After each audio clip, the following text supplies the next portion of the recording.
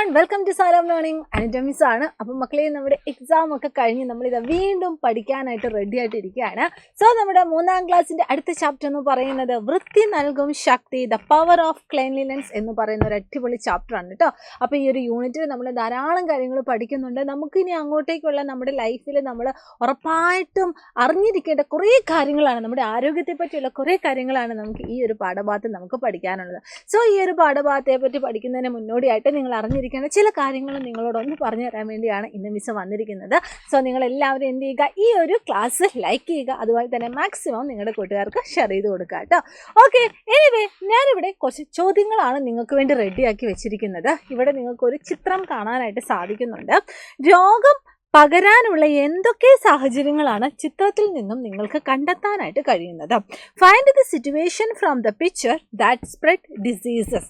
അപ്പോൾ ജനറലി നിങ്ങൾ ഈ ഒരു ചാപ്റ്റർ പഠിച്ചാലും പഠിച്ചില്ലെങ്കിലും ഇങ്ങനെ ഒരു ചോദ്യം വന്നാൽ നിങ്ങൾക്ക് നിർബന്ധമായിട്ടും എഴുതാൻ അറിഞ്ഞിരിക്കേണ്ട ചില കാര്യങ്ങളുണ്ട്. എന്താ, ഈ ഒരു ചിത്രത്തിലേക്ക് നോക്കിയാൽ തന്നെ അറിയാം, ഇവിടെ ഒരു വലിയ കൊതുകിനെ നമുക്ക് കാണാനായിട്ട് പറ്റുന്നുണ്ട്. അത്യാവശ്യം വൃത്തിയുള്ള സ്ഥലമാണോ ഇത്? അല്ലല്ലേ, ഒട്ടും വൃത്തിയില്ലാത്ത ഒരു എന്താ പറയുക, ഭയങ്കര ഡേർട്ടി ആയിട്ടുള്ളൊരു പ്ലേസാണ് നമുക്കിവിടെ കാണാനായിട്ട് പറ്റുന്നത്.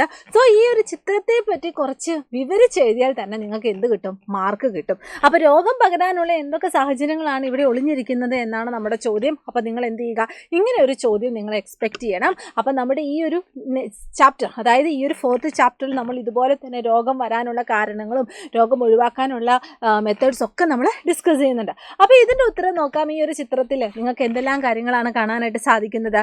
There is a sewage stagnant ditch is seen in the picture. അതായത് മലിനജലം കെട്ടിക്കിടക്കുന്ന ഒരു കിടങ്ങാണ് നമുക്ക് ചിത്രത്തിൽ കാണാനായിട്ട് പറ്റുന്നത്.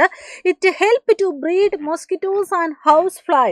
അതായത് കൊതുകും അതുപോലെ തന്നെ ഈച്ചകളില്ലേ, ഈച്ചകൾ എന്ന് പറഞ്ഞാൽ മതി, അതൊക്കെ പെരുകാനായിട്ട് ഇത് സഹായിക്കുന്നുണ്ട് ഇങ്ങനെ മലിനജലം കെട്ടിക്കിടക്കുന്ന സ്ഥലത്ത്.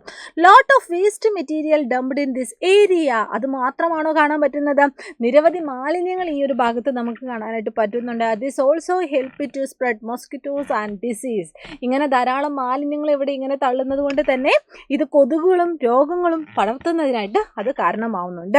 Mosquitoes breed in waste bottle and tyre. പാഴ്ക്കുപ്പികളിലും അതുപോലെ തന്നെ ടയറുകളിലും കൊതുകുകൾ പെരുകുന്നതായിട്ടും നമുക്ക് കാണാനായിട്ട് പറ്റും. അപ്പോൾ ഒരു ചിത്രം തന്നിട്ട് ആ ചിത്രത്തിൽ നിന്ന് നിങ്ങൾ എന്ത് ചെയ്യണം, എന്തെല്ലാം സാഹചര്യങ്ങളാണ് രോഗങ്ങൾ ഉണ്ടാവാനുള്ളത് എന്ന് നിങ്ങൾ തിരിച്ചറിഞ്ഞിട്ട് ഉത്തരം എഴുതാനായിട്ട് പഠിക്കാം.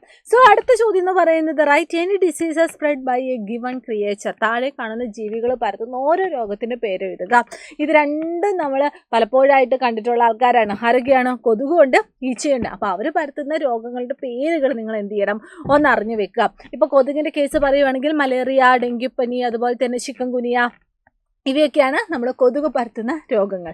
ഇനി അതേപോലെ തന്നെ ഈച്ചയാണെങ്കിൽ അതുപോലെ തന്നെ എന്താണ്, ഡിസെൻട്രി, കോളറ, വയറിളക്കം, കോളറ, ഇവയൊക്കെയുണ്ട്.